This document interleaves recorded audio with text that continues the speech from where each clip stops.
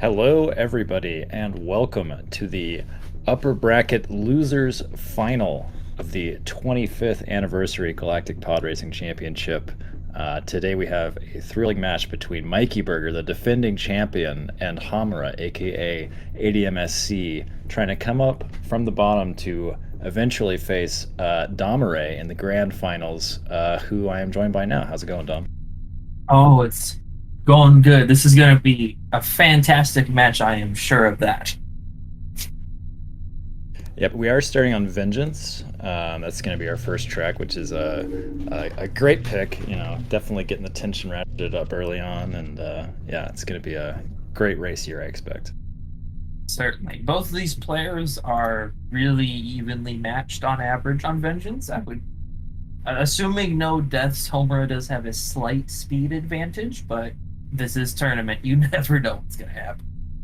Yeah, Hamura has definitely grinded out some great ILs here, and you know Mikey has done that. But the only difference is that Mikey's done it for 20 years.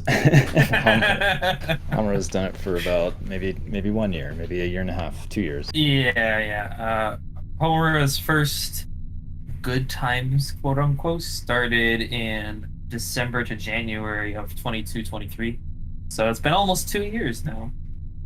Whereas, Mikey started playing the game seriously in like 2008. So a little bit of a time gap there.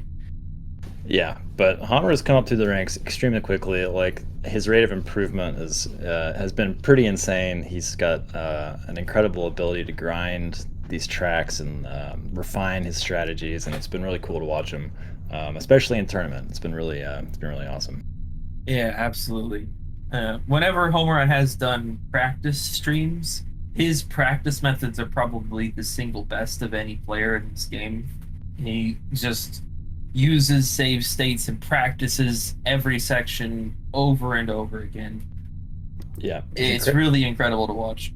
Yeah, incredibly thorough, and also just trying crazy strats, like really just exploring every aspect of the game, which is that's the mark of a truly many of the great Star Wars pod racer players over the years.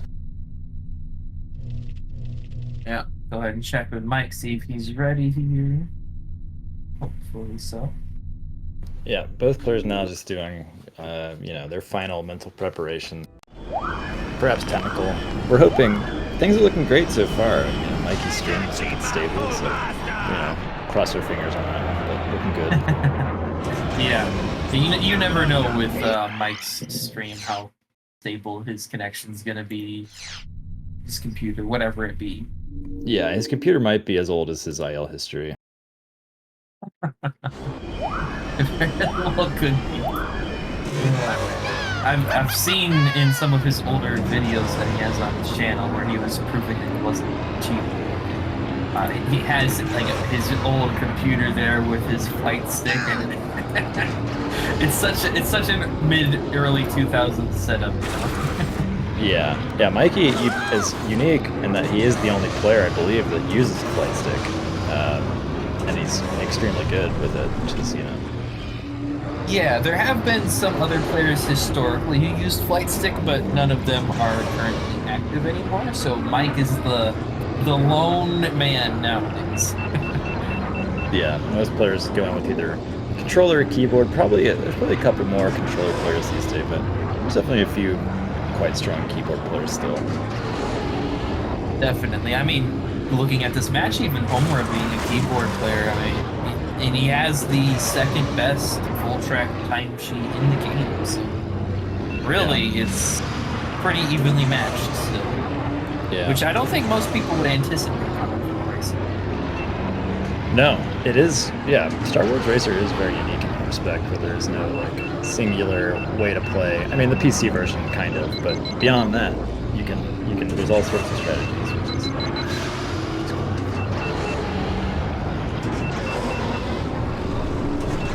Go find a flight stick. Find one that'll interface with the game. Just go down to the Goodwill or whatever. Yeah, I've wanted to try one just to see what all it feels like, but I mean, yeah. It's all right. Let's go ahead and get this going. Mike's got to start the countdown since it's the first match.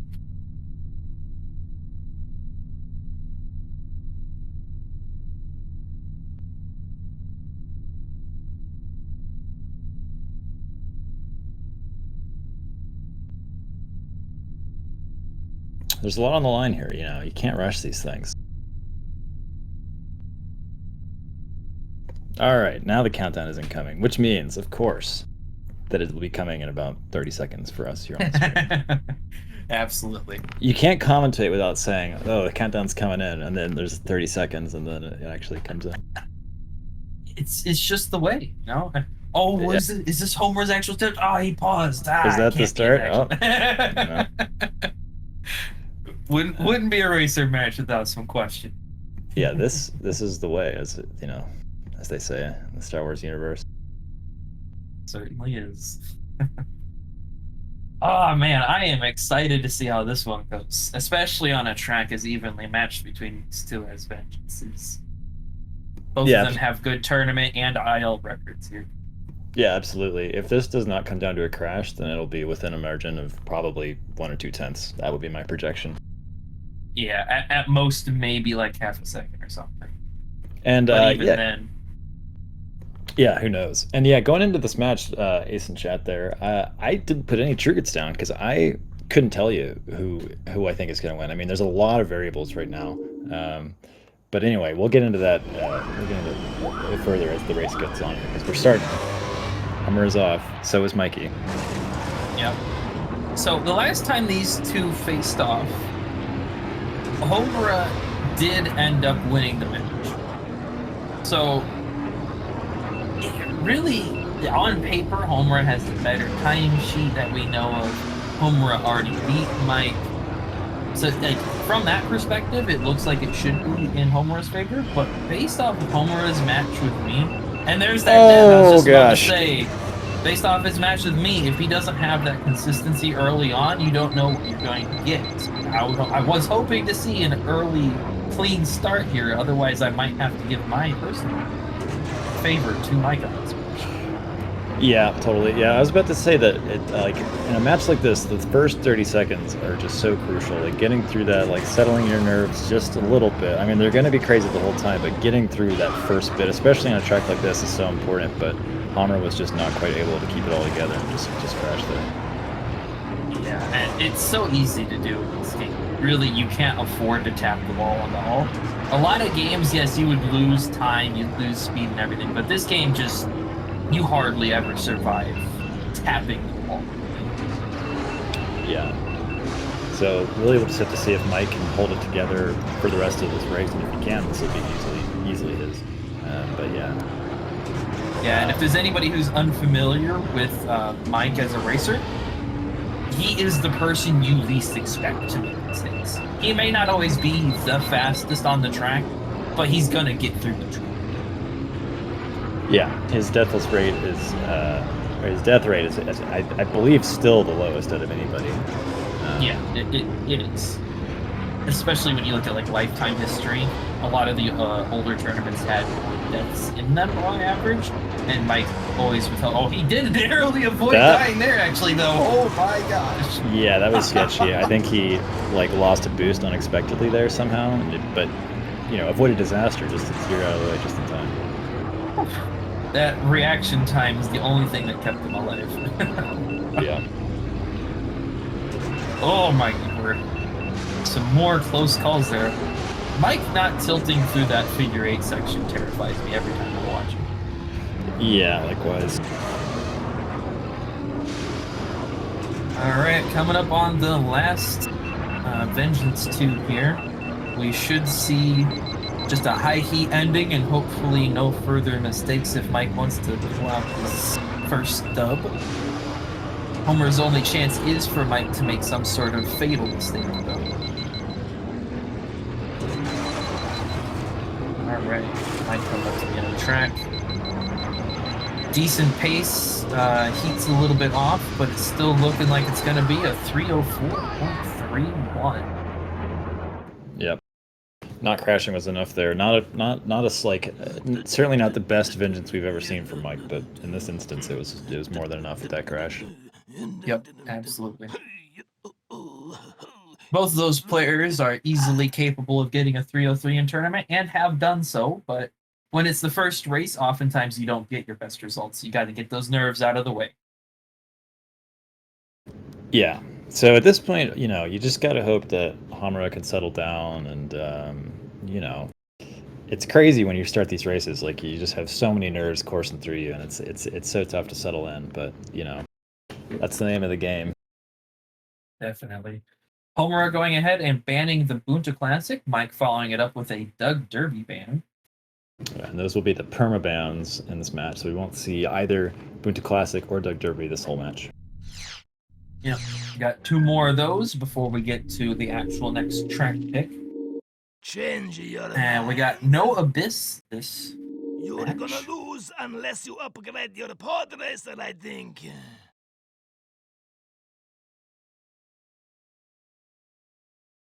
Hamura perma banning Abyss.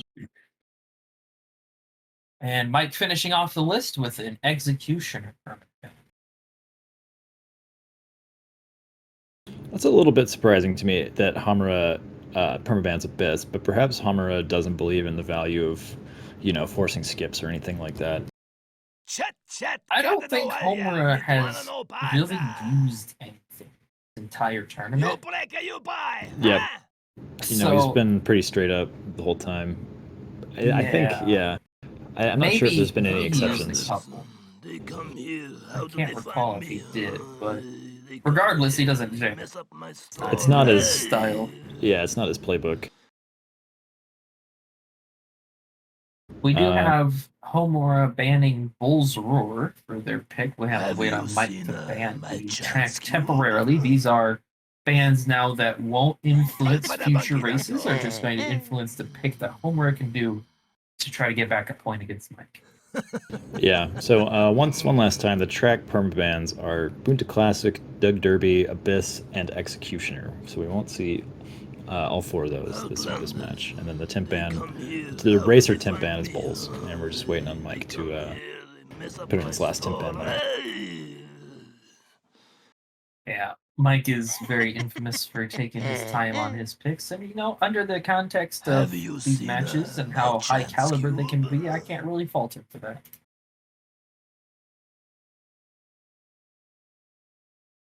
And yeah, going into this, getting back to our conversation before that race, I was having such a hard time deciding because there's really so many variables going into this match. It's like we've had this pretty long pause between these last matches for both players, and we're not exactly sure what shape everybody's in. I mean, presumably they're fairly well practiced, but again, you've had this long gap. It's a little hard to say what people's mentality is and what their how loose they are and stuff like that. So it's really tough to call for me.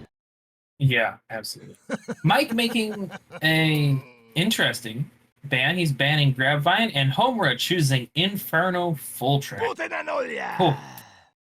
That's a spicy track right there. Yeah, that's a bold choice. That's going for the jugular. That's like, I am not going to crash in the first 15 seconds on this track.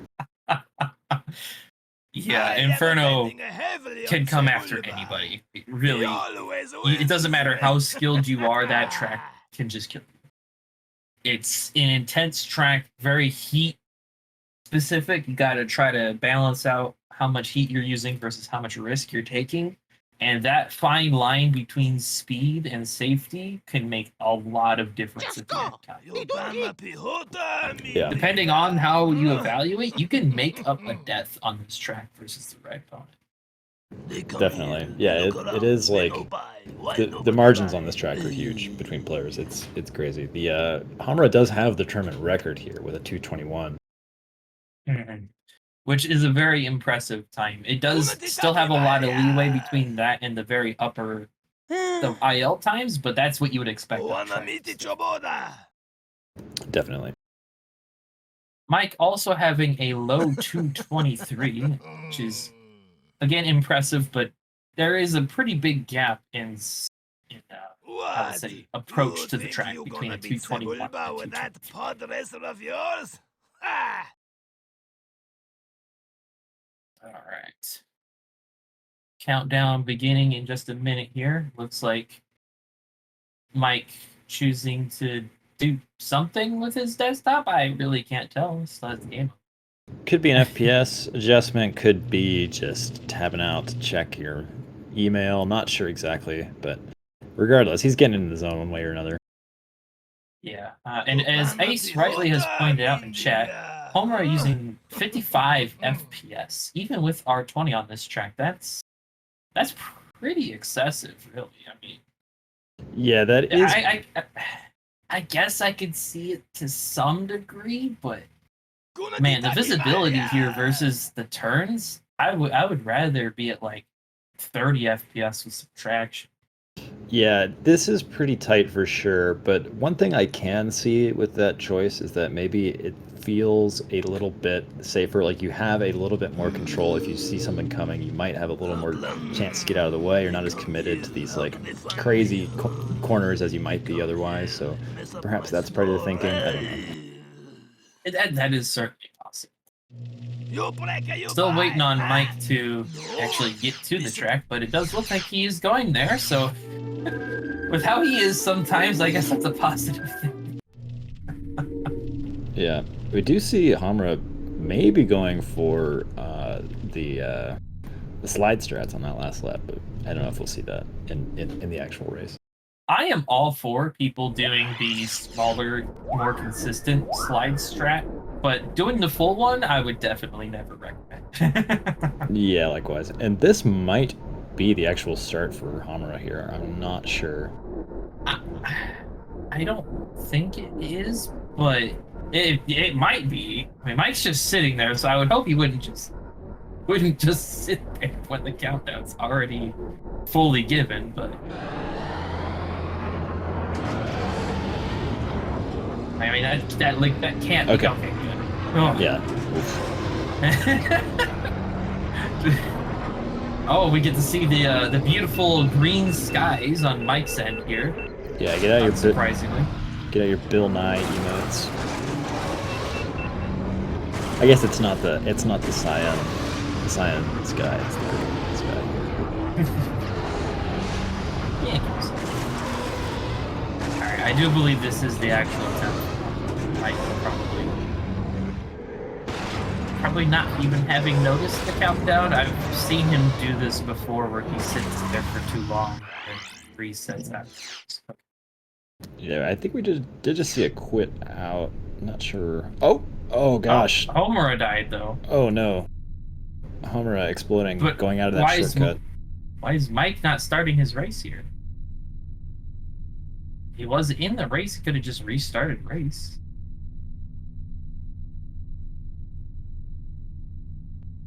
Yeah, a bit unclear what Mike's encountering right now. I would hope that this is his actual start. I hope so too. I'm not going to bother syncing these with being a part. Yeah, we don't want to tempt fate with that. But this death for Hamura is going to be very tough to overcome. Certainly. I mean, he's going to have to go for probably sub 220 strats on these other 2 laps if he wants to have a chance of beating a 223. Yep, might go for the slide strat. Does the sliding even work at 55 FPS? I haven't really tried that. I'm not sure precisely. 55, because it does get a little finicky at those high FPSs, but maybe it might. I wouldn't rule it out. Yeah, I should probably try that at some point out of curiosity. I know it works really well at lower FPS for sure. Alright. So we already have Homura on lap 3. I didn't catch what Mike's first lap time was, but I imagine it's probably 223, 220. Yeah. Alright, let's see. Homura's really looking, hopefully, to get a low 220 of some kind. Not gonna be quite there. Ooh. Might have played a bit safe after that death. Only getting a 226 is not what Homer probably wanted to see. No. I mean, it's definitely a respectable time by most people's standards, but yeah, it's just all eyes on Mike now to see if he crashes, because I think without a death he will to clear that. Oh man, he's doing sub 47 laps on Inferno in tournament. He's well on pace to beat that.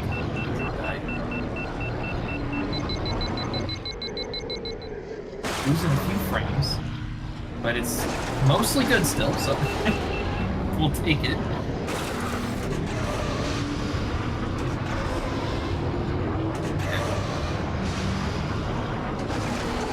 Yeah, he is tearing around these corners. He's looking really strong. Absolutely. And he's not doing any risky, unnecessary boosts. He's just doing the things that are good enough. And that's going to be enough if he just doesn't die in the last, like, 3 seconds. And yeah, he gets a 222. That is really strong. Beating his own personal best on the track. Indeed. Yeah, that's an excellent time. There's not a very large list of players who have done that even in an IL setting. No. Inferno just being that.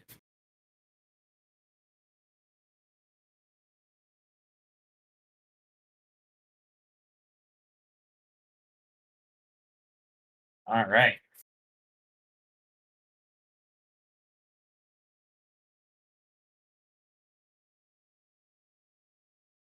And yeah, the pressure's really on for Hamra now. Like that hurts to crash on 2 of your own picks. We do have a temp ban coming in from Hamra. He's temp banning Bulls once again.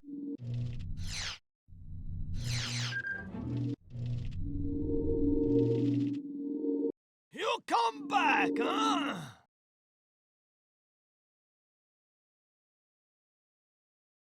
Achubananaya!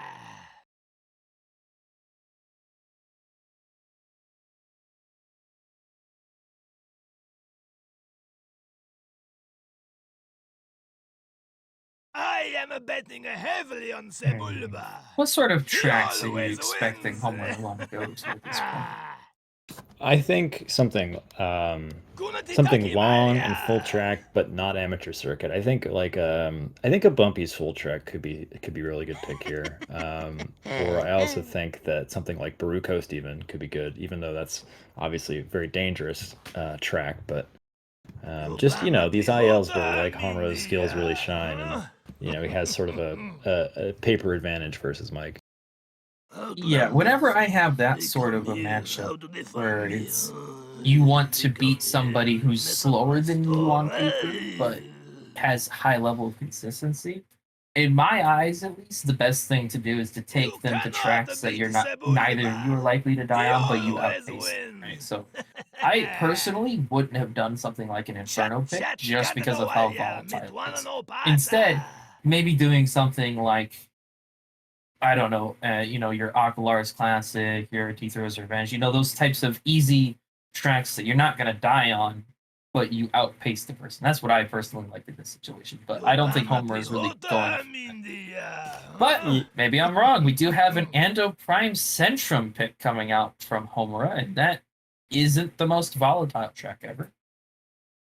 No, yeah, I do like this pick. I think it's a good balance of straightforward and not too dangerous, where I think Hamra does outpace Mikey slightly here, and it's not as quite as volatile as Inferno. So. Certainly. Interestingly, I don't know if Homer's actually played on this track in tournament before. It doesn't show a best time for Homer. Yeah. I think this is a new Botto feature that's best. I think it may be a thing of just showing like the top 2 times overall, like not even just the times for those players. But yeah. Yeah, I could see that. Botto's always coming up with new, putting on new new features for us to look at. Yeah. Well, Mike does have a 235.9 here, which for a tournament run is pretty solid. I know Homura's PB is a low 233, as you can see on his screen there, and that is a very excellent IL time. It does require taking a bit of a riskier path on this inside line on laps 2 and 3, but it could be valuable to save some extra time if you're confident. Yeah, indeed. All right. I'm looking to see both of these players get below 236 ideally because they should at this point, unless there is a death. I mean, we all know how that can happen sometimes, but yeah, if you're playing just a clean enough race, there's really no reason to have outlandish times. Yeah, what I'm looking for from Hamura here is just like not too crazy hairpins. Like just get through the hairpin without exploding, and I think that like your skills will carry you through in the rest of the track. Yeah, I think that the other part that I'm a bit concerned about is the jump section immediately afterwards. It's very easy to get this boost line just slightly wrong, and then you die before you even get to the jump. It's a very common death, easy to do, and if you just play too risky for no reason, you're gonna end up having that happen eventually. Yeah, and the sketchiness does like it kind of compounds there too, where if you get one part a little bit wrong, then suddenly your landing gets a little bit messed up, and you can just crash in all sorts of unexpected ways. Definitely. If your jump line is just a bit off, then you can easily not get the height required to clear the fence on the optimal line. And if you don't notice that, you might just die clipping through that. So it's really not safe. At home, we're taking that route that I mentioned for laps 2 and 3 there in practice. If you have that nailed down, it's a really nice quarter second, half second time save per lap that you do. Yeah, it will definitely shave off a couple tenths. Does Mikey do that? I don't actually know if Mikey does that. Well, he has a mid 233, so I'm imagining he's at least done it for an IL purpose, but I don't think he's going to do it. Right. I'd be very surprised if he did. All right, so we should be seeing the start coming in momentarily. This could be the real start for Hamura here. Yeah, it looks like it's a restart for Hamura there. Not sure when Mike's going to have his restart come in based off of that last race. Ooh, bit of a rocky start. Yeah, can't let that type of small mistake get to you, because that is literally just a boost. Can't overthink. Yeah, in one ear, out the other, and I like that hairpin. Plays it fairly conservatively. Does not explode. Looks a little sketchy on the jump, but makes it through just fine. So. Yeah, definitely. I mean, that hairpin slowing down nicely before the first turn, not doing it excessively slow or fast is really setting you up for success there. And Mike, once again, just sitting there. I don't know what his methodology is in terms of resetting, but it is clearly different. Yes, it is.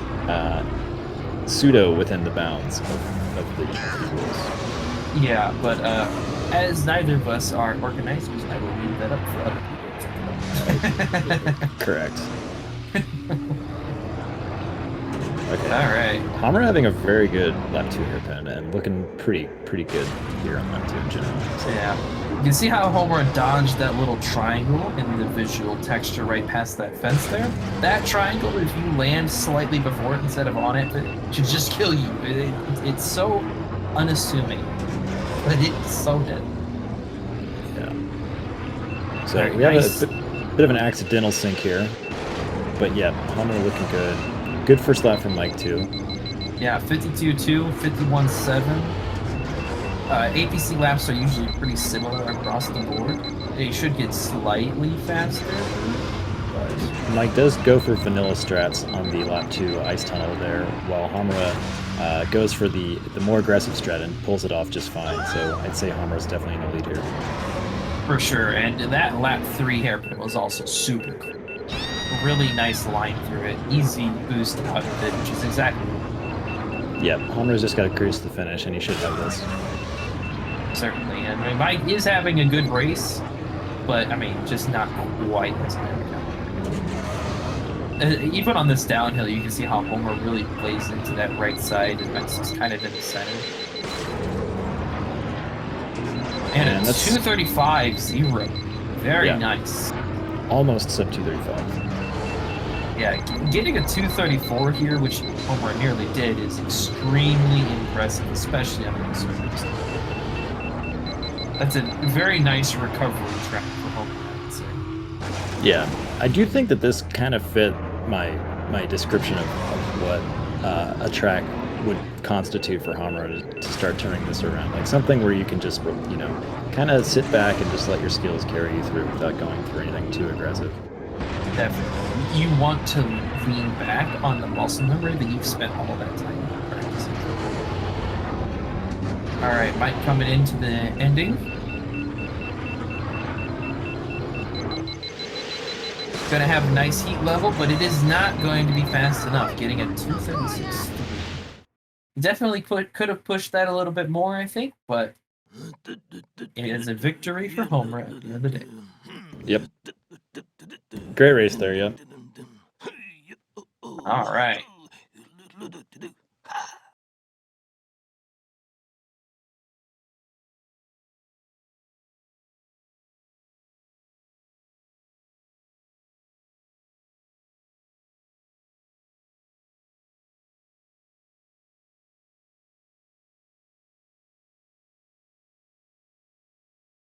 All right.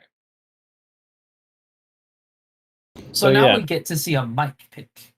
Right. And kind of conversely to what I said about what Homura should do, I think Mike should go after tracks that Homura is liable. Take advantage of your low death rate and really, really put some pressure from the track side, not even the times. Yeah, I do think that would be a good strategy for Mike to go for a track, you know, like an Inferno, because that might lead to a death from Hamra. But I just don't know if I see Mike doing that. I think he might pick something just, well, you know, like an amateur circuit track, perhaps like AQC or something, just because that fits his style so well. But we'll see. It's definitely likely that Mike goes for something along the SMR route. He's very well known for picking that track, but the problem I have with that pick is that Homura is extremely good at Spice Mode.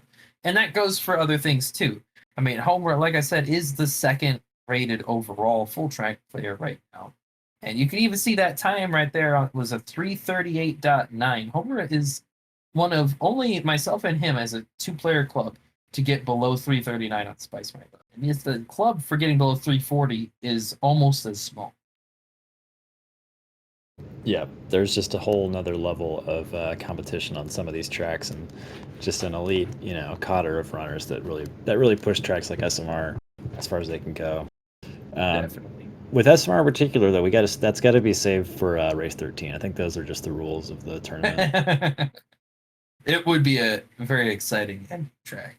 All right, so we do have a track and racer temp ban. Mike getting rid of Juan Sandage, probably just for the sake of it.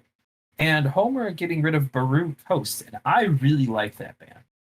Mike is too. really good at Baru Coast, and it fits into that style of track that I was saying Mike should be picking. Right. Yeah, it's almost like Hamra acknowledging his, you know, what might be his weakness this match, you know, just a propensity to crash with aggressive strategies there, which, you know, maybe he didn't see that on Inferno, but I think he sees it with this ban. I think it's also, yeah, a good ban. Yeah, definitely. I wanted to say that Homer probably just felt comfortable on Inferno in practice and felt like the gap between him and Mike's skills was too big to not go for. And I do understand getting in your head about that type of thing. Yeah, I mean, I like, you know how many times I've picked Inferno, being like, this is a sure W for me. Yeah, this should be a nice easy layup, and I'm dead twice. Yeah. Oh no, it's like six or seven times. Oh yeah, that's Inferno though. I think of the tracks left, Mike would be good off doing something along the lines of maybe a Zaga, or maybe even Andobi Mountain. Yeah, I think AMR would be a good pick. I like that. Well, I don't know, actually. Let me look at that. It's mixed thoughts. Like, I could see problems with it from Mike, but it's hard when you're playing against somebody like Homer because he has had those matches where he's just not died. Him and Mike, the last time they played, they both went deathless the entire match. Yeah. I think my pick here might be like, well, Doug Derby's banned. I don't know, maybe. Yeah, it's tough. I can see why Mike is having to take some time here to decide. Yeah, even if you have a list of tracks that you're going to play, you're up 2-1. You want to play your cards correct. That's hard. That's real hard. I kind of want to see Mike have a really crazy pick, even though I don't think he does. I want to see what a crazy pick for Mike would look like. Yeah, my instinct said maybe Sebulba's Legacy, but then I was like, I mean, Homer is terrifying on that track. He's extremely good. It's like it's a little bit a risky track. But... skip. You could force skips on there, and maybe you think that Homer might not be as experienced on that, which I do think is the case. Interesting. Back again. Huh? Obviously, that doesn't change much about the track, but if you don't have a consistent setup for that skip, you're going to lose a lot of time or time. Yeah, that's true. I mean, people haven't really practiced like they used to be the de facto way to play the track, but people are probably a little out of practice doing that these days. Yeah, definitely. And I don't think Mike really pays much attention to skips for track rules over the years. He just plays the tracks how he wants to. Yeah, it might not even occur to Mike to like pick SL Oh, skips. there it is. There's a crazy pick. Oh Mike my gosh. Choosing boot to training course skips. Wow, there we go. This is actually insane. I don't like. Part of me is like, does Mike know that he just picked the skips? And the best part is, I guarantee you, he's going bumpy again because he banned Juan Sandage. He did ban Juan, yeah. I mean, okay, so the meta here would be Mars, and you could easily. I mean, I think it says there. I have the record on this pick with a 47 Mars. with Mars. Yeah. And I have no idea what Mike's got in the what he's been cooking up in the kitchen. Like, this could be anything. It's like, but yeah, bumpy. I could see that. Yeah, my expectation is a very vanilla setup, but with bumpy. And I mean, mentioning bumpy just reminds me of our match that we had where it was no upgrades, BTC skip. Oh yeah, that was insanity. That was like, yeah. Watching that back afterwards, oh man. It was like it was like a 1 second margin at the end. It's like after after a double DNF. Yeah, that was great. Oh, what a good time that one was. But yeah. I do like bumpy here if you can get bumpy's handling out, and that is the biggest problem. The Homura has been now. That's not good. Yeah. I hope he doesn't stick with this choice. I don't think Mike's gonna lose 40 seconds doing BTC skip. He could, but I don't think he will.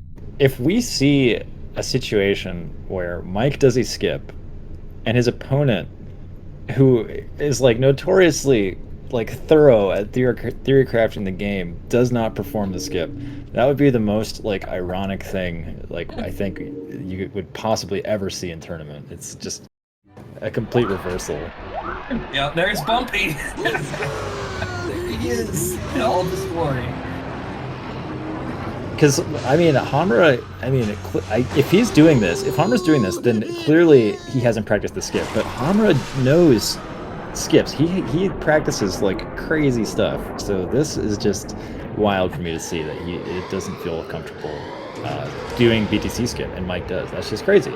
It's like I feel like I'm in a like upside down world.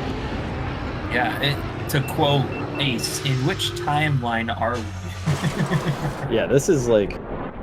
Yeah.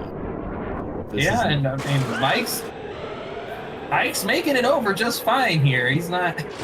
Yeah, I mean that time he did.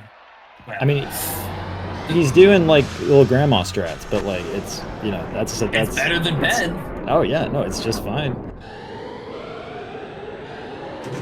Yeah, that's all you need. It doesn't matter. He's still way ahead of what a Ben be at by this point.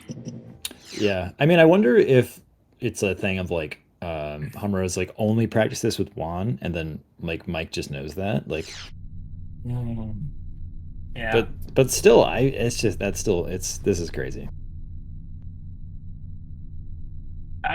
This was not on my bingo card for the day. No, no, I don't think they printed bingo cards with this on it. Unfair. This is not acceptable. Nobody could have had this space to fill. Rigged. Yeah.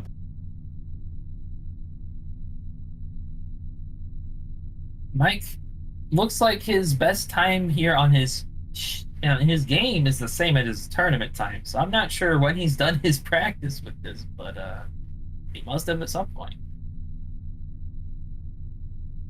I mean, I love it from Mike. It's like you wait until you get an opponent that you think is just not gonna pick skips against you, and then you just pick skips against them. Yeah, I mean, that kind of just is a brilliant strategy at the end of the day, to be like, all right, time to subvert expectations when I'm already up and just kind of try to put this match a little bit too far.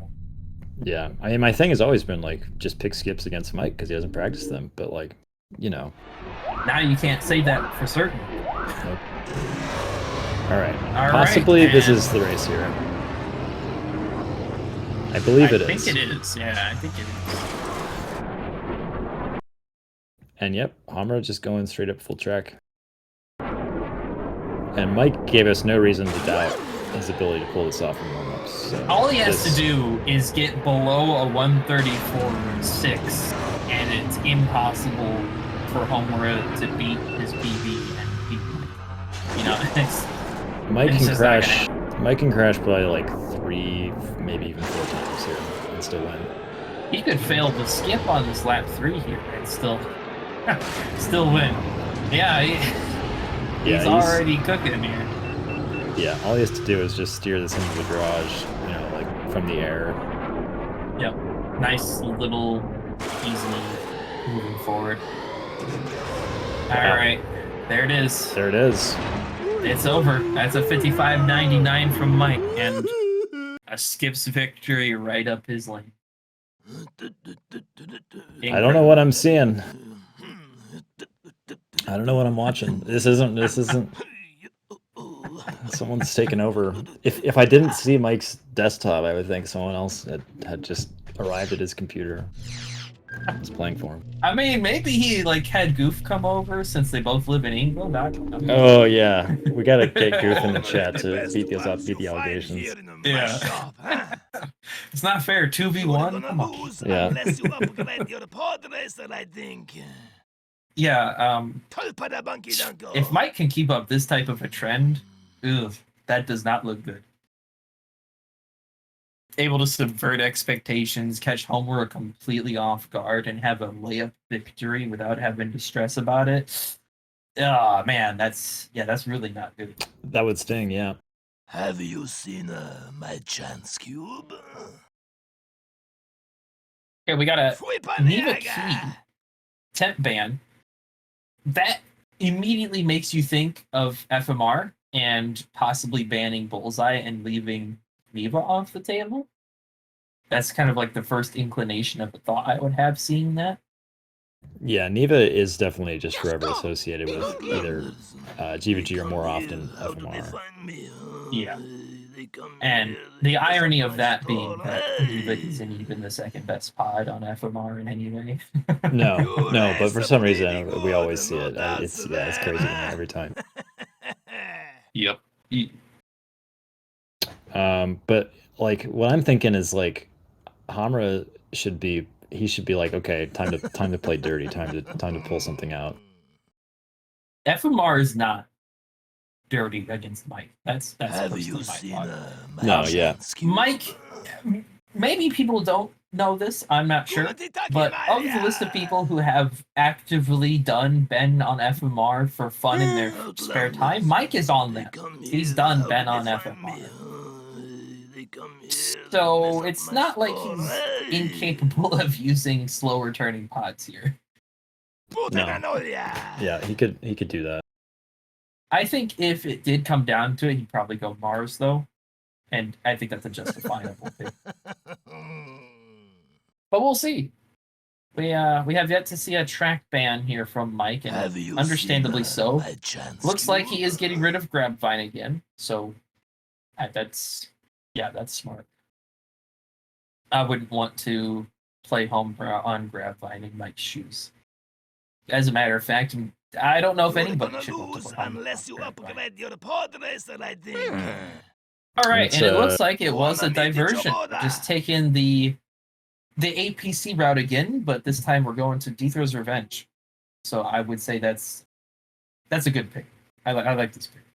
Yeah, it's possible that Hamura had some GVG related ideas there that were foiled by Mike, but either way, I think this is pretty good play. I think it's like, yeah, definitely fairly similar to APC, and Hamura wins this on paper, but it's just gonna be execution here. Yeah, and looking at the best times, I don't believe Homura has finished a good Ben time here. And Mike has a 2:08, which at one point in time, I would say 2021, people would have called that a really good tournament time. In the modern era, you need to be getting in 2:07s to be competitive in upper bracket for games, at least.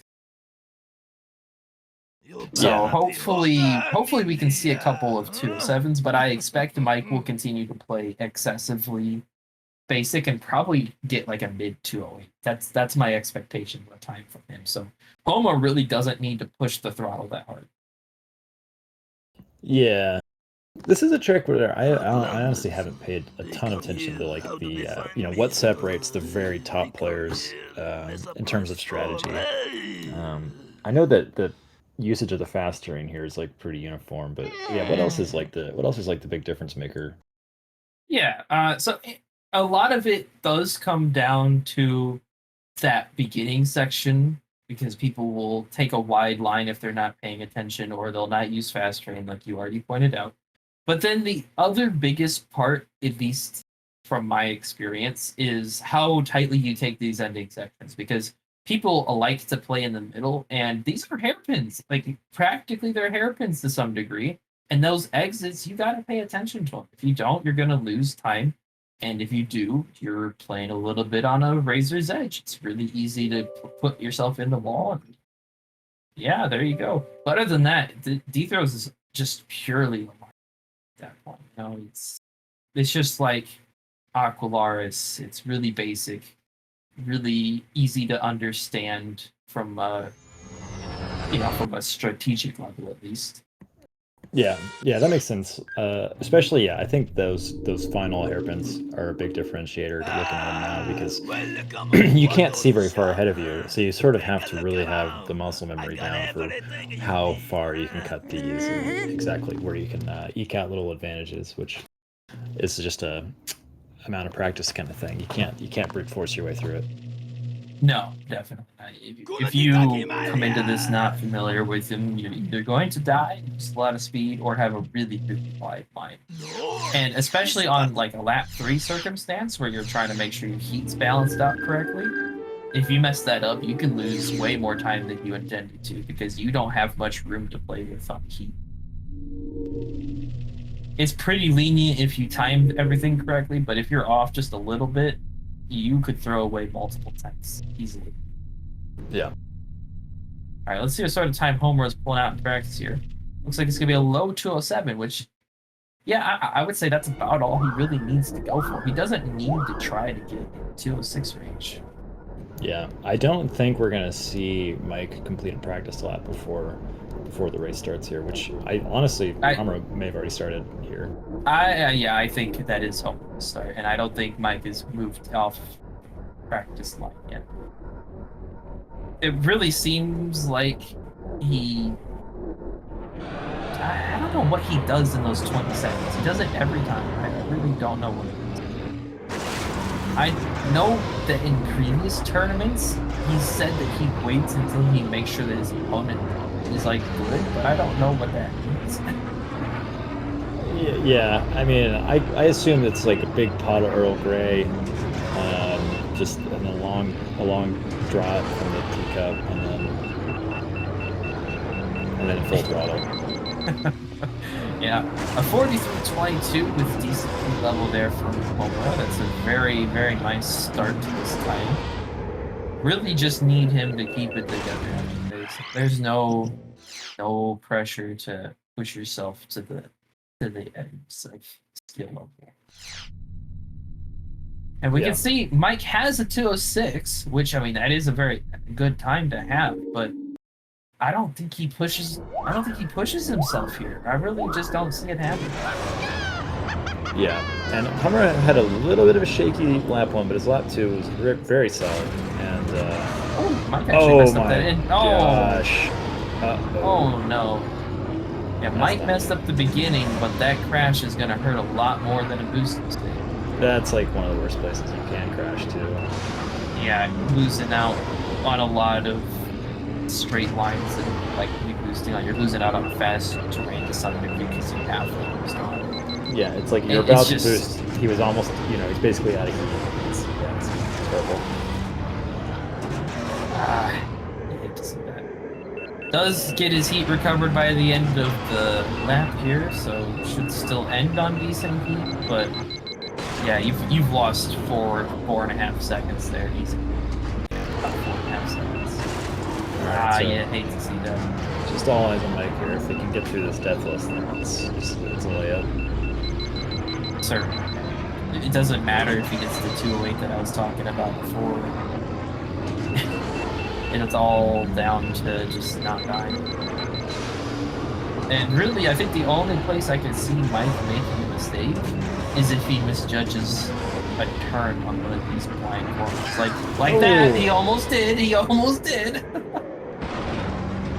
It's easy to do, but yeah, he's not going quick, but doesn't matter really. He's not dead yet. He is still on decent pace. Yeah, this should be like I'd say like a low 208 maybe. But...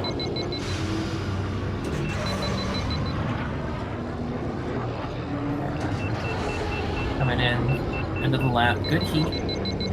Honestly, better managed heat than Homework. So it should be a pretty easy fire finish if he times it. Which I don't think he did actually. It should have been an easy fire finish. Yeah, 208.03, which is, yeah, is 7 milliseconds faster than his previous best. That's all he needed. No, yeah, he didn't need to push it. He survived, and that was enough.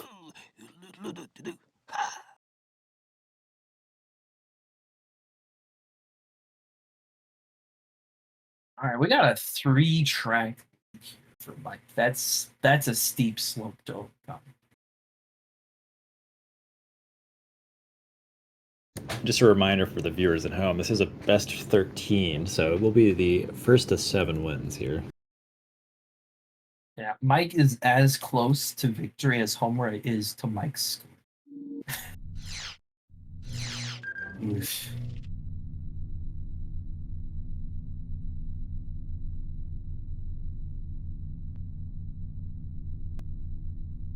All right, well, that safe pick did not work because of disaster striking. I still think that overall it's the best strategy to go for, because if you can't even stay deathless on the easier tracks, I don't know how you would stay deathless. Maybe it is a mental state. If you need to go for something, you're going to play safer on more intentional. Yeah, I mean, this is like, it's looking increasingly like more of like just one of those woke up on the wrong side of the bed things. Just like sort of, even on safe tracks, he's just having these moments that are just kind of ruining things for him. So it's really tough to say what to go for in a situation like this, because if you can't guarantee that you aren't going to die on death rows, then it's hard to say what you can guarantee you're not going to die on. Yeah, and we have the next pick coming in. It's going to be Scrapper's They Run come here, full they track. look And around, they no buy. Why nobody I- buy? honestly, this track scares me more than Dethro's does. I feel like you're more liable to die here. You know? It's like, it's... I guess it's all about what you're comfortable with, so. Yeah, I mean, it's kind of, I mean, I think it's a little bit simpler. Like if you get past, you know, the turn of death, then it's a pretty straightforward. It's more straightforward than Deathers at that point. But I just can't rule. I can't say that Homer is just going to be safe here and not just explode again. Yeah, the turn that always scares me is the last left turn of the track. That blind turn when you're trying to not be on the opposite side of the wall, it's just so easy to steer wrong. Yeah, it's awkward. It's like the turn's like slightly longer than you think it's gonna be, and it's like not as sharp as you might think it's gonna be. It's just it's a strange turn, but and it's easy to lose a lot of time on. But well, yeah, I just have to see how they you know, how they're feeling on this track today. Yeah, and Homer really should do just everything in his power to take everything and put it in the back of his mind, move on from it, and just play his game. That's the only way you come back from this, is to play your game.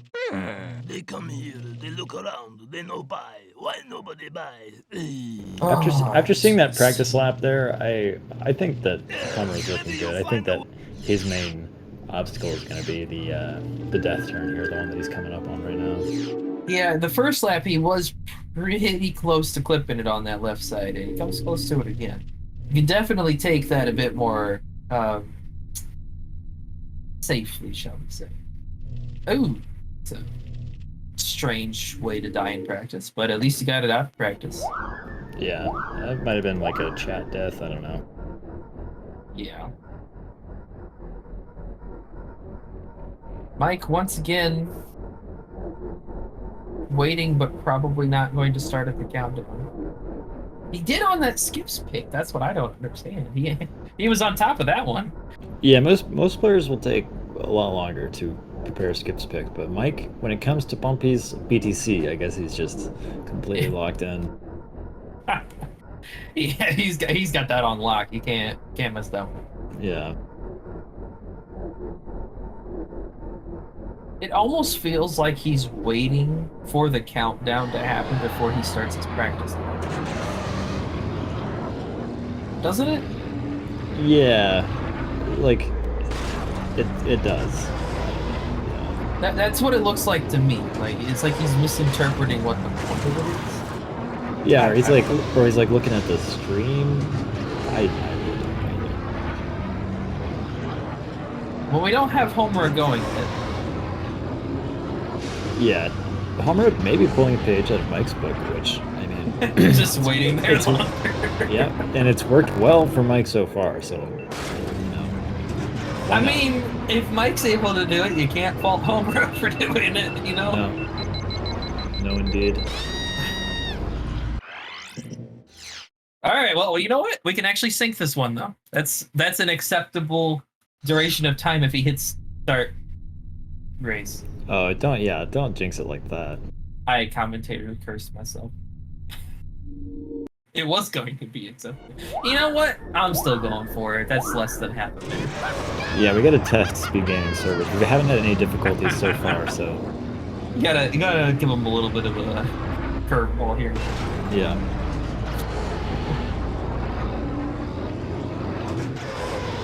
I just want to see this race tension. I want to see what it's like up close and personal. I'm gonna call it. I think Homer's taking this one. I think that he looks totally chill on that first lap, and I don't think he's gonna have this random death that he's looking I think it's a good pick if he can avoid dying. Yeah, I mean, look at that. He's already a solid duration ahead. Full half a second lead with a pretty even heat between the two of them.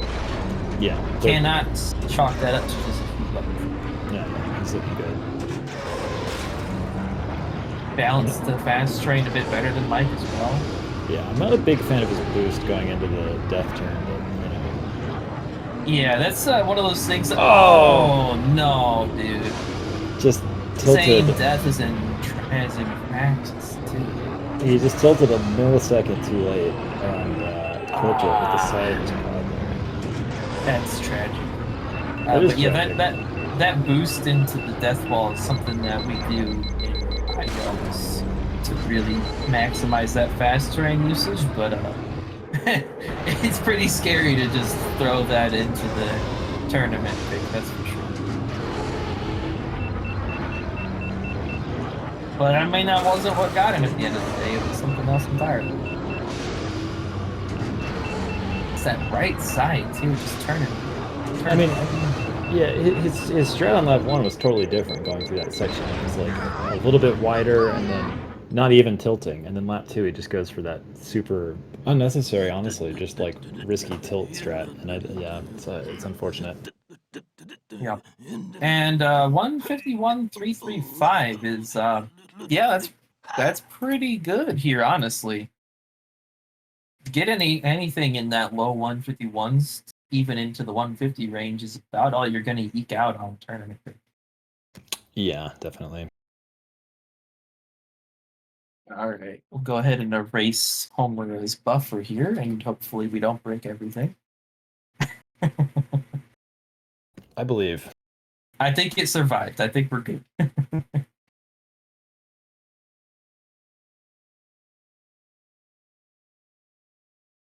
Oh boy. Mike has only 2 races left to win. He's And won. then He's won on a gone lot of race. Hamura picks here. Yeah. Yeah. Do you believe in miracles, chat? That's the question at this point. Yeah. How far do you think we could see Homura take this?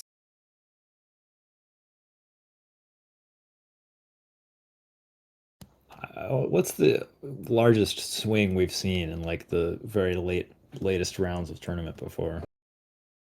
I don't remember seeing anything more than like a 3 race swing, honestly. Like where you're like 2, 3 races behind and you come back. I don't know if I've ever seen somebody be 4 races back and come back. That's a lot.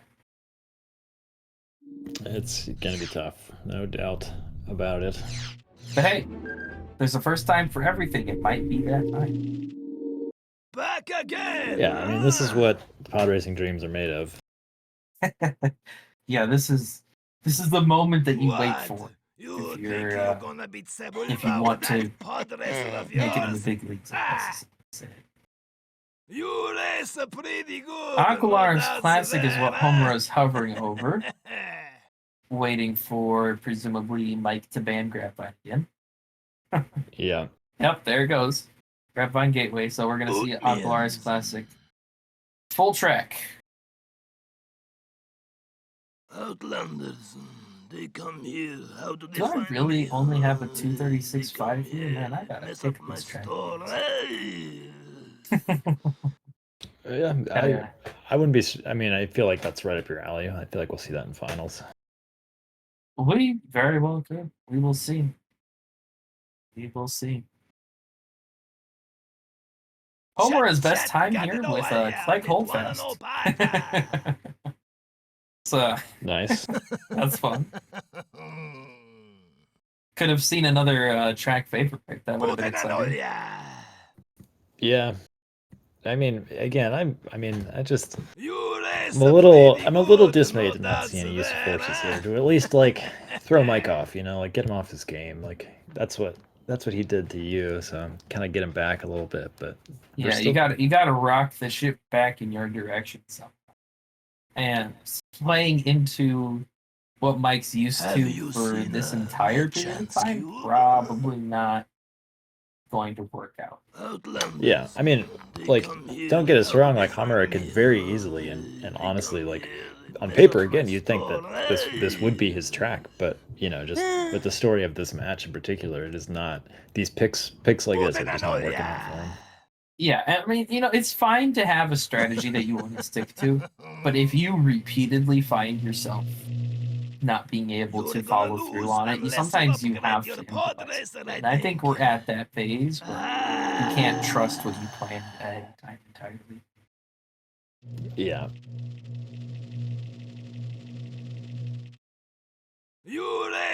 Or maybe he's just been sandbagging on purpose, and now it's just time to, put both hands on the keyboard and. Yeah. Maybe this has been a case of let's make Mike practice super slow and play super slow, so that way you can take a nice, easy stroll to the finish line. Yeah. You break or you buy, huh? We shall see here. Alright, neither player has practiced yet. I do think Homura is taking a page out of Mike's book here. This countdown might not mean much. Yeah, might be doing some pacing around the room, get, good for the mental. Yeah. Stretch those hands. Yeah. It is a long match, Yeah, and maybe we'll just see neither player ever start the race. Oh, Mike's going in. But it was probably to practice because the countdown just finished. And I don't think he's going to move. Yeah, no. He's not going to move for the next, 25 seconds, and then he's going to... That's... Alright. Maybe Homer doesn't even want to practice it. He just wants to get into the race in one try. Yeah, maybe Homer isn't even at his house anymore. Maybe he's just walking around the block. Stopping at Starbucks, getting a drink. Could be.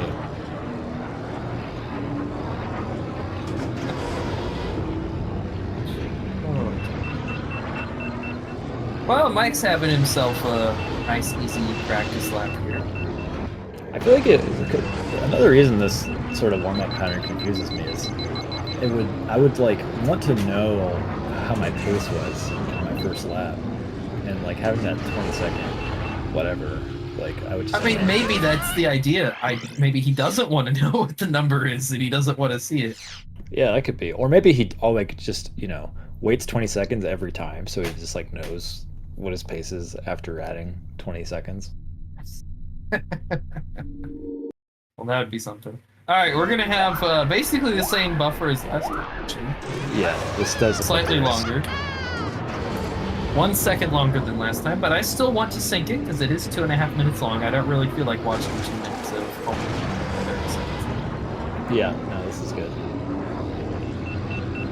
Alright. Hopefully, when this resumes, we don't see Homer steer left into that hole. You're asking for it. You're really trying to kill him, aren't you? Think about it, this time has already passed. This is like a minute ago or a minute and a half ago for Homer. I mean, it's a Schrodinger situation. Is Homer dead or is he alive? Alright. They are on even-ish footing given the different heat levels. We should see Homura take this riskier right path, and Mike, not taking it. That all checks out to me. You can see Homura on really low heat here. Looks like they're both probably on 236-ish pace. Not really pushing completely down on the accelerator, but definitely going for the trend. Yeah, Homura ever so slightly ahead, I would say, but it's basically him. Oh yeah, that heat level was almost the exact same. Homer is a 10th ahead. That is really awesome to see. Last time we saw something like this consistently was on that Vengeance run for the first 30 seconds. Yeah. Alright. Both making it up to the end of lap 2. Again, that difference in heat level is pretty much the entire gap between their times right now. So it should be pretty much even again, yeah. Almost the exact same. Yeah, Homer's actually destroying Mike here, so as long as he doesn't crash, I mean, he should. I don't know. I think that it's only a 2/10 difference. Yeah. Which, I mean, on AQC can be a lot. I think the end of that lap 1, that was true, but then the beginning of that third lap kind of fell behind a little bit, possibly. But let's just see where we're at here. They're entering at the same time. almost the same heat level. It's gonna really come down to who uses more heat at the end, honestly. Whoever plans it slightly better. They enter at the same time. The boost is coming through. Oh my god. No way! No! Oh, right at the end. Oh, you're killing me. You're killing us. Gosh. Oh, Oh. no way, man. Oh god. Oh, The advantage at the beginning of lap 3 was like it oh, was significant, and then it just all fell apart. way. They were dead even. Oh, that would have been one of the closest race finishes had it not been for that. Yeah, That's so unfortunate. yeah.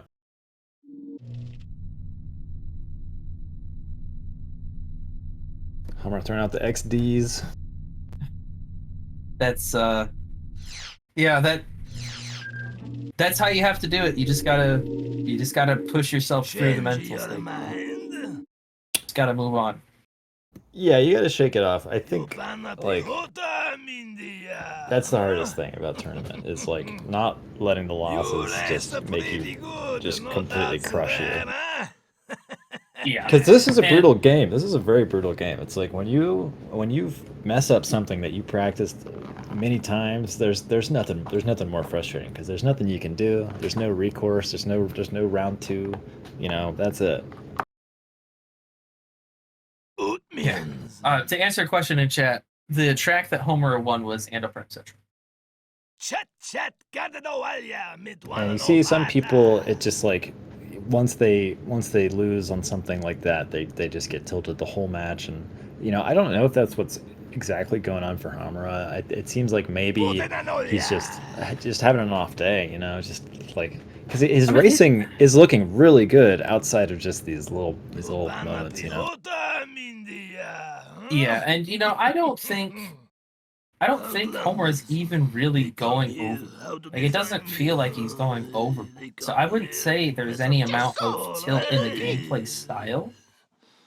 I don't know if it's there emotionally or not. It doesn't seem like it to me, but there's definitely just that little bit off, and it really does make all the difference in this game. If you're just a percentage or 2 points off, you might die 5 times. Yeah, no, you can outplay your opponent like, you know, by a lot for 99.9% of the track, and if you mess up in the wrong way in that just tiny fraction of a second, then you're toast. Yeah. Yeah, I mean, obviously Mike has done a great job this match. He has refused to let himself die, as per usual. He has 0 deaths this entire match. And you have to give him credit for that. I mean, he's playing exactly how he should be playing, which is to just outrace people by never letting them have a chance to die. And it's totally. so easy to spiral. Like, if you get into some deaths, it's so easy to let that be your entire match narrative. Yeah, and also, I mean, not only that, but we've even seen Mike here in this match add a whole nother dimension to his game that we haven't seen before, which is just like, you know, that part is definitely on the scoreboard here. It's just, you know, having this all-around performance that's just solid and also, yeah, creative and just getting rewarded for all of his strategy and choices today. Definitely. All right, so we are on match point number 1 for Mike. It is Homer's pick. We are going to Beto's Wild Ride. And, you know, this is a pick. Beto's is pretty infamous for feeling off-put within the amateur circuit along with Vengeance. They both kind of arbitrarily are easier to die on for some reason.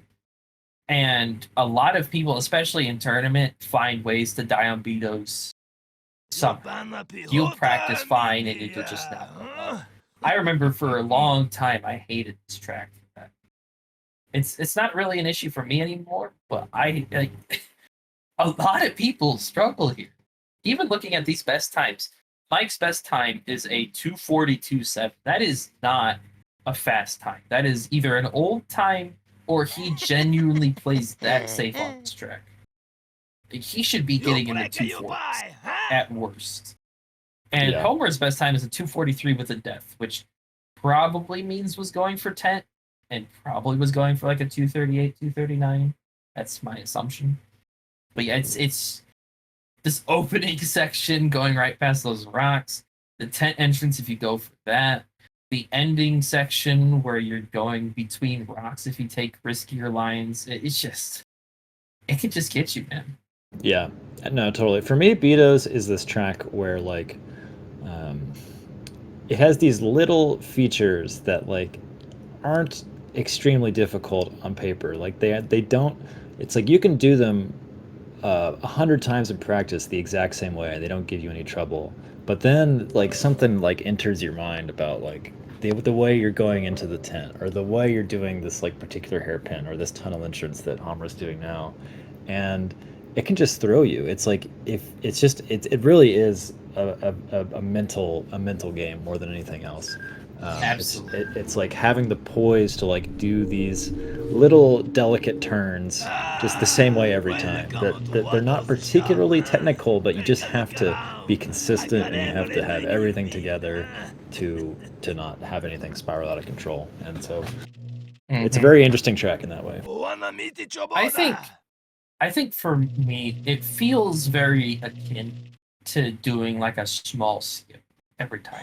It's not, obviously it's not the same, but the desire to not die or not fail your setup that you've practiced a whole bunch when you only have one chance to do it is a sensation that you get from doing like a small skip, really. Yeah. You're so easy to throw yourself off of what you should be doing. Yeah, like everything's just a little bit like non-standard, like all the little maneuvers you have to perform. Yeah. And you just gotta be locked in. Yeah, this might be the actual start from home. Nope, never mind. I take that back. I was immediately proven wrong. Now you can unleash your Bill Nye emotes now. I know you've been waiting to unload them, everyone in the chat. Yeah, definitely totally waiting to like 2 people who have Bill Nye votes for some reason. Yeah, I don't even know where you would get one, but seeing extra long wait here from Mike. Yeah. Ooh, God, that was a little sketchy there from Hamra. I didn't like the way he went on that downhill, but he's fine. Does look like, unfortunately, we're not going to get to see ourselves a synced race here. So hopefully, for all of our sakes, we see Homura win this one so we can get some more matches. Indeed. Also do some more syncs. Not sure what he's even going for. Going for 10. Nice and clean entrance. That's exactly what you want. Looking good. That's as far away from the tent walls as you can be. Oh! Wow. I almost felt like Hammer thought he was on Howler for a second there, like going to the right side. Yeah, that was beyond sketch. That wall, if you're off a little bit, it will kill you. Like, it just straight up will. Yeah, he like hit the rock there. Like he hit the rock. He didn't even hit the side of the tunnel. He hit like the boulder. But he survived. He lived it. He did, and he didn't lose that much speed from what I can tell. So you take those and you move on. The game likes to give and take in those moments. You know, sometimes you live something you really shouldn't, and other times you die to something that feels really stupid. So you have to take those and just hope that it's retribution for all the deaths that you've had earlier. Yeah, using a little too much boost in like fast train. Yeah, we'll see if it matters. Definitely playing it a little safe. We've yet to see what Mike's even gonna do, whether or not he's going for 10. And based off of his FPS setting, I don't think he's gonna use much of this fast train. He's probably just using it to not. Yeah. Ooh. Yeah, he didn't use a ton of it, but losing that boost isn't gonna matter with how much he boosted up. Oh my gosh. Everyone's looking scary. Mike definitely almost lost everything there. He did lose a lot of time to undertake. And Homura coming into the end here with a 2:38.7, just 1/10 off of tournament record.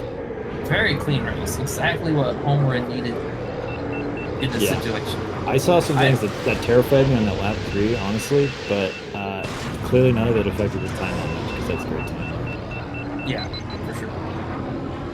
And that's what you really should go for on Vito's. Just use your tent sparingly. Use it enough, but don't make it so you're risking too much. Alright, let's see what Mike can pull out here. I really don't think Mike can time going at. Yeah. We'll see if I'm wrong, but I don't think... At this point in the race, Homura can actually not crash anymore. So I think that he might take this one. We've overcome the barrier of entry. Oh, Mike with the flashing red engine plus look back afterwards. Yeah.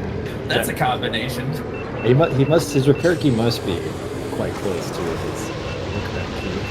Yeah. Oh my word, it's going red again. And it's still red. Getting completely destroyed by RNG in terms of engine damage.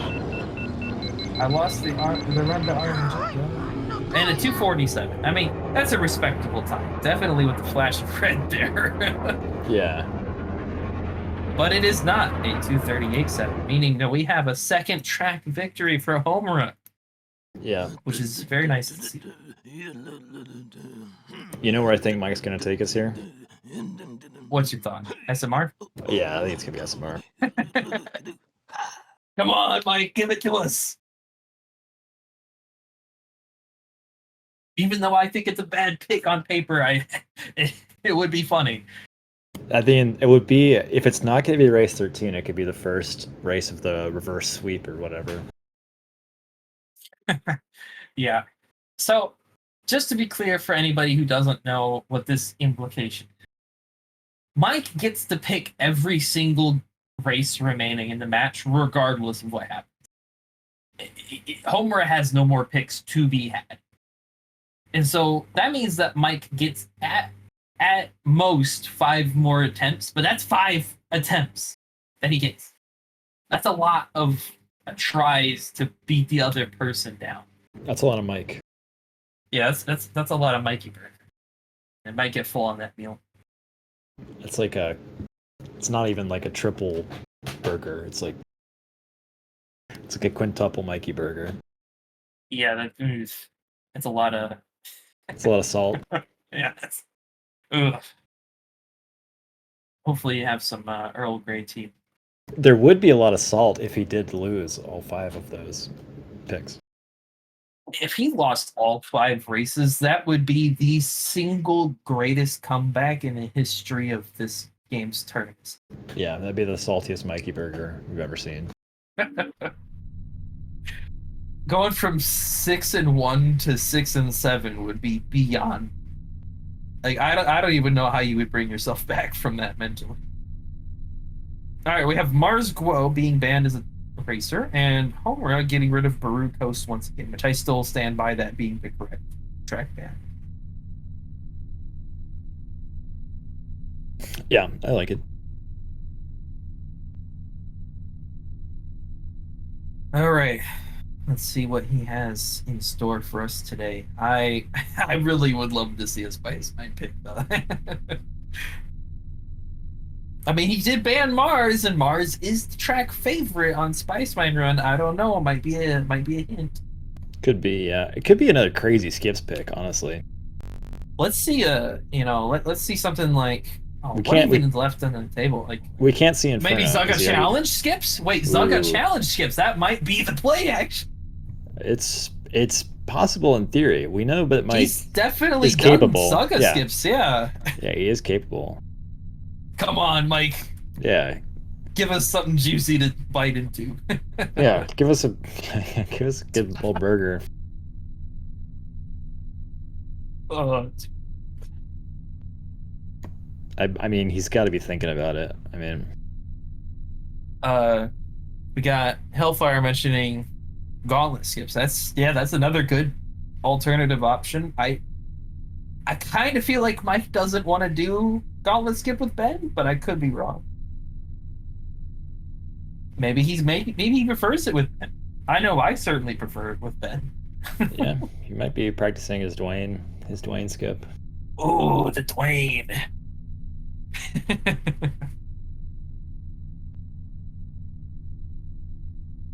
What other options could possibly take? I mean, you could just go for a classic like Bumpies. yeah. I mean, honestly, I was thinking MGS. Oh, Like just like make it a quick merciful death. yeah, that'd be one way to end the match. Just go for 40 seconds and call it good. Mike really taking his time here, which I mean I don't blame him. He wants to probably secure the match now rather than giving Homura anything to latch onto. Don't want to let momentum completely flip.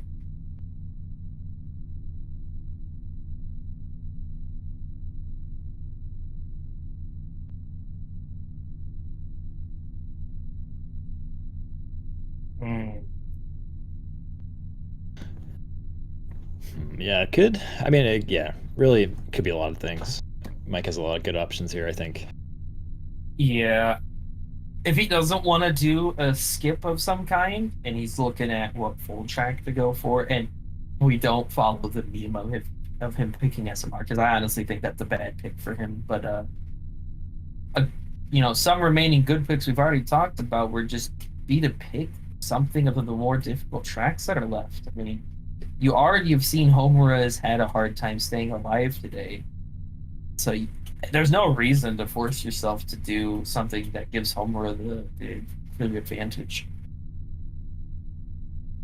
Yeah, honestly, I think the opposite of what we were saying earlier, but I would kind of like an AMR pick here too for Mike, because I think that's the kind of track that has given Homura a lot of trouble today, and it's certainly something that Mike's good at. But yeah, those small tricks that you don't normally think about that all of a sudden catch you off guard and bam, you're dead.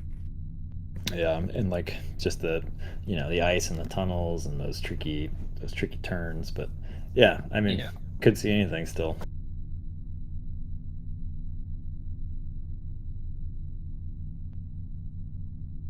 If you were in this match, it was you versus home, and you're not Mike's skill set, your skill set. What are you picking? With Mars, well, I'd probably pick SL here, but just because I like SL and I would feel pretty confident on that with tunnel strats. But it's oh wow. Yep. Yeah, we have a winner in the chat today. It is Gauntlet Skips. Congratulations, Hellfire, for getting this correct. Yeah, don't know how many triggers you win, but you deserve something. Well, yeah, we'll have to hook you up with at least a couple. So Mike once again picking skips. This is just crazy upside down world. But yeah, but I mean, he's only picked twice, and now both of his picks are skips. He's 100% pick rate of skips today. 2 for 2. And Mike does have a tournament record here, actually, with a 226 with Ben. That's crazy. How's that possible?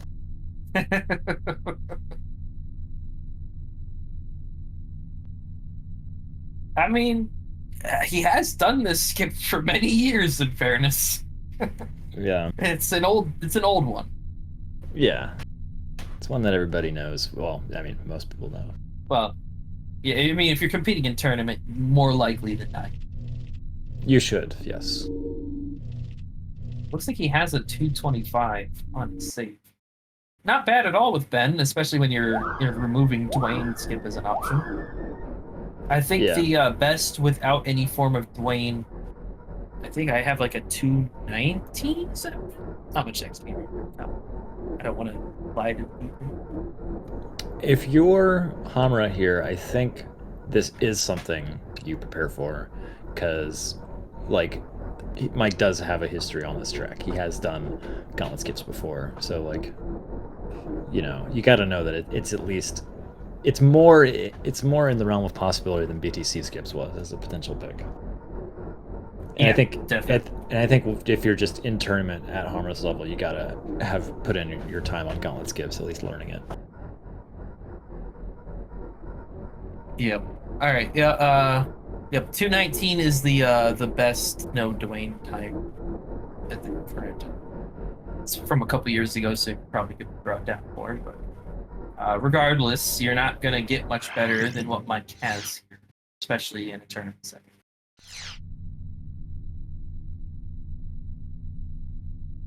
I don't know how comfortable Homer is here, but oh no, oh No. no, No. that's No, a no, no, no, DNF. That's legitimately just DNFing.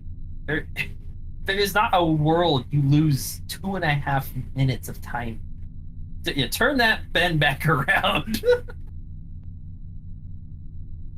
I had to check. Oh, I had to check. no, man. Ah, please don't do this. That's akin to just giving up at that point. Like you might as well DNF yourself. There's nobody's no race to race. Maybe he's showing us like a new secret, you know. New secret, like it just makes the lap counter say 3, and when you go across this line. Yeah, or like an MFG, like, you know, well, those are banned. Oh no. Oh. Oh, man. Habara, how have you not practiced Oh, dude. gauntlet skips? Ah, that's tragic. Yeah, I mean, he could, well, in theory, Mike could also DNF. In theory. In theory. Yeah. Homer takes the DNF. Not want to do gauntlet skips. Ah, that Well, is. We do need to see Mike complete this run, though. Right? I think, per the rules. I think so, because the countdown was already about to be given. I mean, Not yeah. exactly clear. Usually DNFs happen during the race. I mean, I think we have to see a run. Like, otherwise it's a double DNF. right. In my eyes. Well, If it had been, yeah. yeah, I don't know. I'm not gonna make the decision. I mean, aces. We'll see what Mike does here, and if he just goes in and races, then he'll do that. And if he doesn't, we'll get an admin and figure it out. Yeah. Well, it looks like he's just gonna do it. So, in which case, it doesn't matter what the run is. Just has to complete the run. He could do full track now if he wanted to. Yeah. Well, so That'd be kind of a low blow to do that. But... Yeah. No, I mean, this is a victory lap for Mike here. You know, that's what we're gonna see. Taking a nice, easy way of doing it. Yeah. And that's gonna be it. We just gotta see 2.5 more laps. Yeah, Mike will take this one 7-2. I can take a peek at the betting channel. I can report on who our Truget victors will be.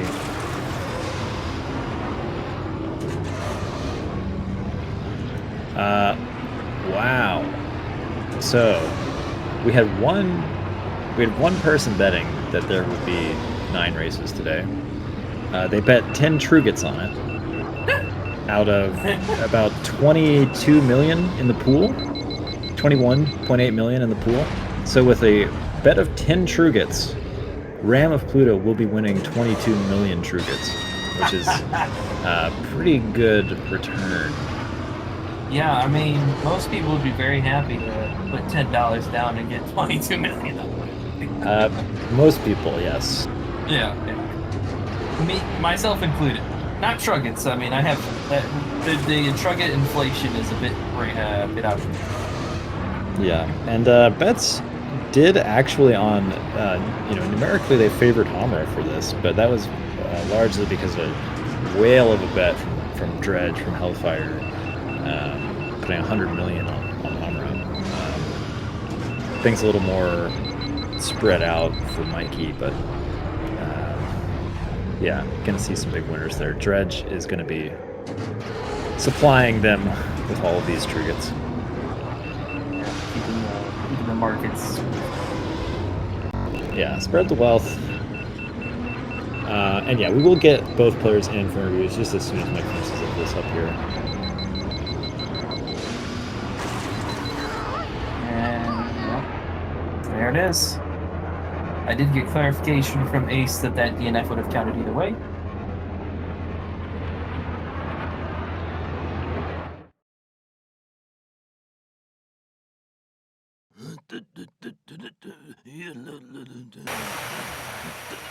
Welcome home, Rook.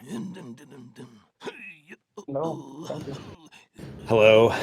Condolences. That was a tough one. Yeah. Oh yeah. Hello, Mike. Hi. Hello. And congratulations, Mike, on an excellent victory there. Really went your way there. Tough match. Thank you. Tough match there, Hamra. So I guess I mean there's a lot of things. There's a lot of things we could talk about. One thing that jumps out just from the outset here is Mike, you picked Boon to Training Course skips there. Yeah. I mean, I'm slightly stunned. Yeah. Yeah. I think my general strategy against Hamura was, I figured that if he had a weakness anywhere, it was on skips. So I prepared those couple of skips specifically for him.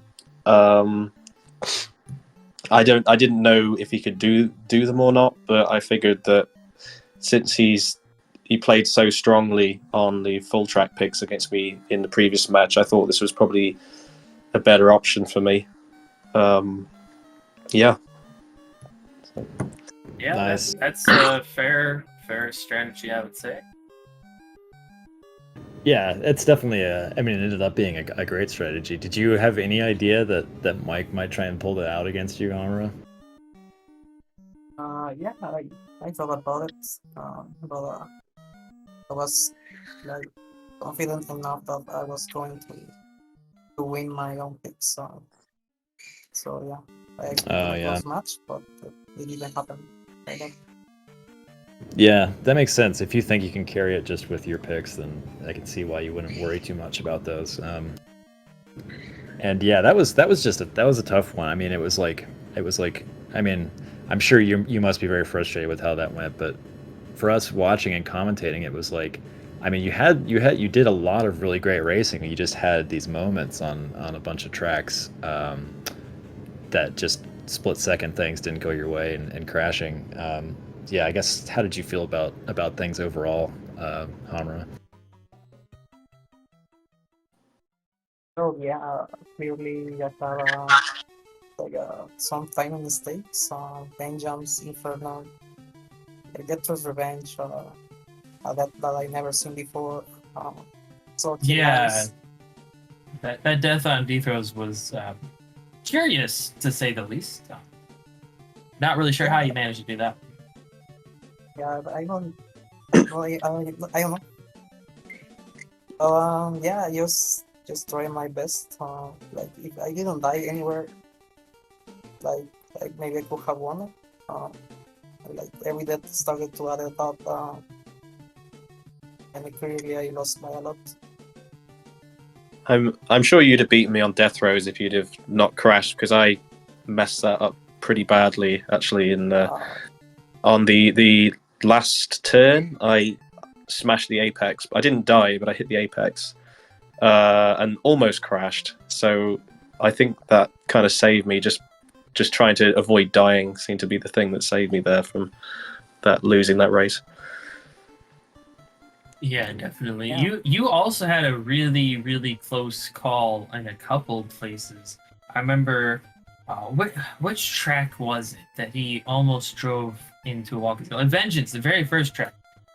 you had a lap where your boost cut, and you almost drove straight into that right wall after the cave, and you managed to get over to the left just enough to not die there. That was crazy reaction. Yeah, I can't remember what I did, but I remember I had a few small things. One of the strangest ones was on Bedos. It was on a right turn. I think it was the bridge turn, and for some reason my controller jarred and it wouldn't turn right, and I had to kind of take a really weird line to avoid crashing there as well. So that kind of unnerved me a bit. Yeah, saw that one too. It was right on that wall that you could easily clip and die, or fall off the bridge for that matter. Like you were really close to being online to just not even make it to the bridge. Yeah, it was really weird. I tried to turn right and I couldn't move my stick. It was like, oh crap, this could be bad. You kind of need to be able to turn right. But moments like that, they really kind of like mess with your head, as I'm sure you know from doing tournaments. So. Definitely. Yeah, totally. I mean, I guess those moments just ended up favoring you rather than Hamra, because again, I think a lot of what it came down to for Hamra was just a couple moments here and there that just added up in the worst way. Because again, there was a lot of great racing outside of those, and it was tough. Yeah, the most tragic one from my perspective was Aqualaris. Like you guys were almost identical in pace at the end figure eight, boosting through it and everything, and you just clipped that left side right at the end. That really broke my heart there. I think I was going to get a 0.3. 0.3? Okay.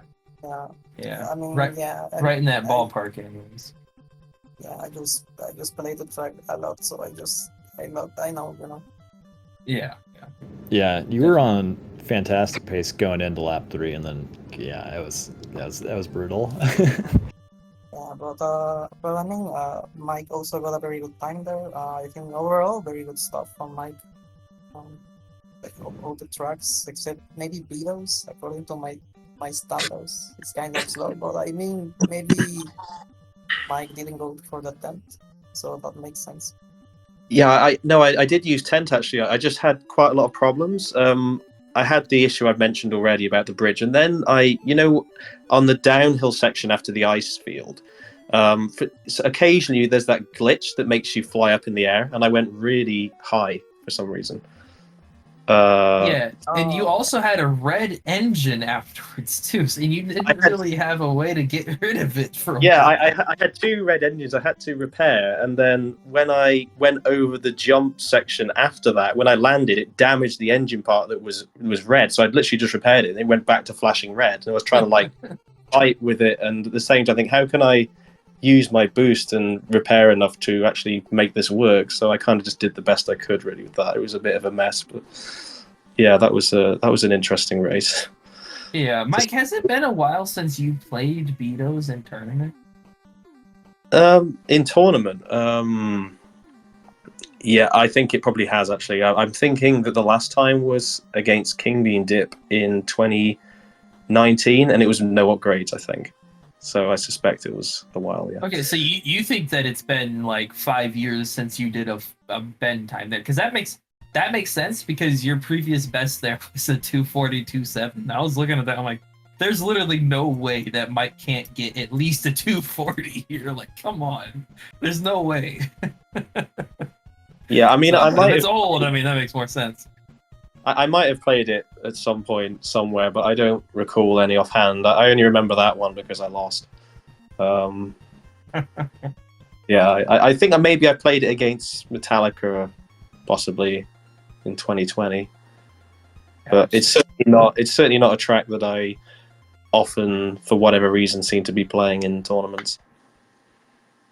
I mean, I play it offline, but not. It just doesn't seem to be something that's come up in tournaments so far for me. Yeah, but either way, definitely just a lot of great racing from you, Mike. Just super consistent, just able to carry it through, and also, yeah, having that creativity there with the skips picks was cool to see. It's cool to see that that new dimension in there, which hope maybe we'll see that in the final, maybe not. We'll see, I guess. Yeah, I definitely feel for Hamura though, because I'm sure he well, as he's already shown, can do better racing than this. So, but it's just, I guess it's just one of those things. Sometimes it just doesn't go as you want for whatever reason. I don't know. So, yeah, just unfortunate, really. But Yeah, I mean, like, regardless of how today this match went, like, there's absolutely no shame in how well Hummer's done this tournament, and like, just in general, what we've seen from him, and it's a lot of great racing, and sometimes you wake up and it's your match, and it's just not your day. Things just don't go your way. So Yep. And regardless of anything, this is still a podium finish. Gonna get third place overall in the tournament.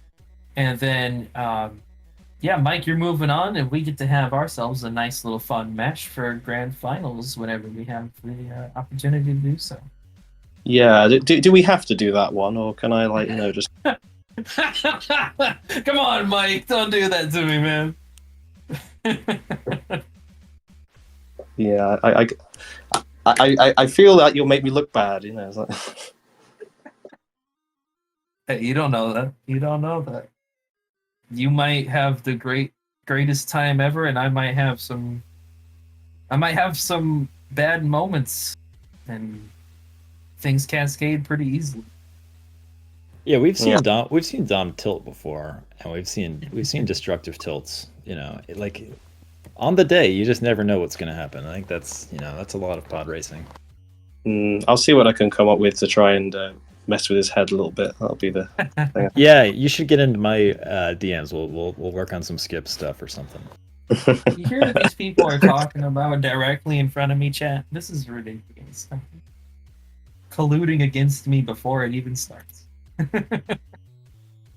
I would like to add my personal congratulations to Hamura though, because progress from last year has been fantastic, and the last match that you did was great as well. So you played really well there. So yeah, well done on getting third this year. I'm sure that if you participate next year, I could easily see you getting a top 2 finish. So yeah.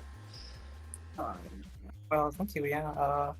I mean, I was expecting this result. I was hoping for the loser final, and I made it. I expected a different situation. Like, I was expecting to lose against you in the previous race, and yeah, I was hoping to play with Metallica and Enigma. Well, actually, you did it. Interesting. Yeah. How did you feel about this match going into it? Like, I mean, I was a little bit less practiced, like in July, but in the end, I just don't think it didn't matter. I mean, yeah. So that could be make a bit of a difference. No, I don't think so. Just have these little moments on Inferno, Daniel Scrappers. Like, I remember I had like really good races with you, first match. And yeah, I was like expecting that to happen today, but I mean, it's okay. It's okay. And yeah, maybe I will join next year. I'm not sure, but let's see what happens. And yeah, I wish you good luck. Thanks. With, I think I'm with Dahmer. Thank you. Yeah, I believe you can do it. Well, I think the thing is, if I want to win this tournament, I've got to beat Dom twice. I think, because he hasn't lost, which is a bit rough to say the least. Got to take 14 tracks home, Mike. Yeah, it's like taking a wire brush to the eyeball, isn't it? Really. What analogy is that? No, that's fun. They do that all the time in Great Britain. It's like gonna be fun. That's what they mean. Oh yeah, it's one of his favorite pastimes.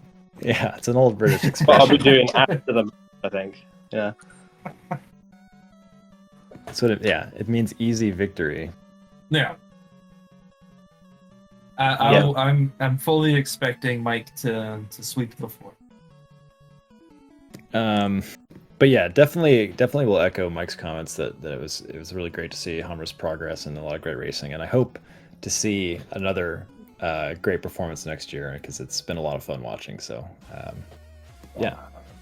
Yeah, I mean, I just played a lot. I've been playing a lot the game. It's just that, you know, getting Yeah. good times, getting better, trying to get better. At this moment, I think I probably peaked. So in terms of tournament, maybe just more knowledge, consistency. Maybe learning the skips because I just never bothered to learn the skips because I don't know, just never cared. Yeah, sure. Yeah, that can definitely add another dimension, and yeah, I mean, you know, sometimes you might think you peak and then you take a little time away and you know feel like picking it back up again, and you know, it's always you know, you just have to see how it goes, I guess. But yeah. Yeah, I mean, from my perspective, Homer, like when I see the things that you've done and the way you practice, I feel like if you and I spent the exact same amount of time playing this game, you would have been the better player. I don't know because keyboard is very limiting. I can imagine it is a frustrating experience at times, yeah. I don't doubt that in the slightest. Your times are pretty crazy for a keyboard, to be honest, and like in your consistency in tournament as well. Yeah, I mean, you should play on keyboard and discover that, Mike. Like, try to challenge my times and see if you can beat me. Because I don't know, I think some of my times are really good, but others are not that good. You and me both. I guess we all have different definitions of what's good, I suppose. This is Yeah. true. It's all It's all relative. subjective, yeah. But yeah, great match. Good work, both of you. I don't know. Do we have anything else to add here?